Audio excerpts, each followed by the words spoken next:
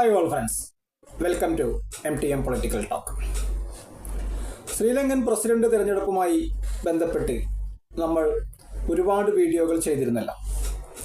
ഇപ്പോൾ ശ്രീലങ്കൻ പൊതു തിരഞ്ഞെടുപ്പ് പൂർത്തീകരിച്ച് പ്രസിഡന്റായ അനുരാഗ് കുമാര ദിസ്നായകയുടെ പാർട്ടി NPP വ്യക്തമായ ഭൂരിപക്ഷം പാർലമെന്റിൽ നേടിയിരിക്കുകയാണ്. അപ്പോൾ ശ്രീലങ്കൻ തിരഞ്ഞെടുപ്പിനെ കുറിച്ച് നമുക്കൊന്ന് നോക്കാം. അതിനു മുൻപ് ഈ ചാനൽ നിങ്ങൾ ഇതുവരെ സബ്സ്ക്രൈബ് ചെയ്തില്ലെങ്കിൽ സബ്സ്ക്രൈബ് ചെയ്യുവാനും അഭിപ്രായ നിർദ്ദേശങ്ങൾ രേഖപ്പെടുത്തുവാനും ലൈക്ക് ചെയ്യുവാനും വിഷയം ഇഷ്ടമാകുമ്പോൾ ലൈക്ക് ചെയ്യുവാനും ഓർമ്മിപ്പിക്കുകയാണ്. ശ്രീലങ്കൻ പാർലമെന്റിൽ ആകെയുള്ളത് 225 സീറ്റിലേക്കാണ് തിരഞ്ഞെടുപ്പ് നടന്നത്. 225 സീറ്റാണ് ആകെയുള്ളത്. ഇതിൽ 113 സീറ്റ് ആണ് കേവല ഭൂരിപക്ഷത്തിന് അവിടെ വേണ്ടത്. 150 സീറ്റ് വരെ NPP നേടുമെന്നാണ് ഇപ്പോഴത്തെ ട്രെൻഡ് അനുസരിച്ച് മനസ്സിലാക്കുന്നത്. ഏതായാലും മിന്നും വിജയം എന്ന് തന്നെ അവകാശപ്പെടാം.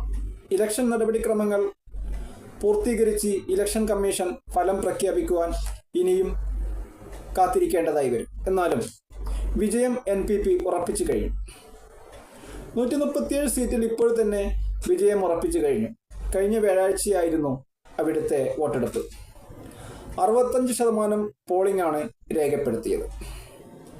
കഴിഞ്ഞ പാർലമെന്റ് തെരഞ്ഞെടുപ്പിൽ വെറും 3 സീറ്റിലേക്ക് ഒതുങ്ങിയ പാർട്ടിയാണ് ഇത്തവണ ഇത്രയും വലിയ വിജയത്തിലേക്ക് കുതിക്കുന്നത്. അത് എടുത്തു പറയേണ്ട പ്രധാന കാര്യം തന്നെയാണ്.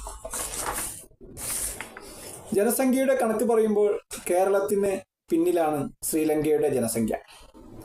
2.1 കോടി മാത്രമാണ് ആകെ ജനസംഖ്യ. അതിലൊരു 1.7 കോടി ജനങ്ങൾക്കാണ് വോട്ടവകാശം ഉള്ളത്. 225 ശ്രീലങ്കൻ പാർലമെന്റിലെ ആകെ സീറ്റ് എങ്കിലും 196 സീറ്റിലേക്ക് ആണ് ജനങ്ങൾ പ്രതിനിധികളെ തിരഞ്ഞെടുക്കുക. ബാക്കി 29 പേരെ മത്സരിച്ച പാർട്ടികൾ നേടിയ വോട്ടിന്റെ ആനുപാതികം അനുസരിച്ച് വീതിച്ചു നൽകുന്നതാണ് അവിടുത്തെ രീതി. ചുരുക്കി പറഞ്ഞാൽ 29 പേരെ നോമിനേറ്റ് ചെയ്യും. ഇത്ര ശതമാനം വോട്ട് കിട്ടിയ പാർട്ടിക്ക് ഇത്ര MP എന്ന അനുപാതത്തിൽ ആണ് 29 പേരെ നോമിനേറ്റ് ചെയ്യുക. കൂടുതൽ വോട്ട് ശതമാനമുള്ള പാർട്ടികൾക്ക് 29 MP-മാരിൽ നിന്ന് കൂടുതൽ MP-മാരെ ലഭിക്കും. അതാണ് അവിടുത്തെ രീതി. 2022 സാമ്പത്തിക പ്രതിസന്ധിക്ക് ശേഷം ശ്രീലങ്കൻ പാർലമെന്റിലേക്ക് നടക്കുന്ന ആദ്യ തിരഞ്ഞെടുപ്പാണിത്.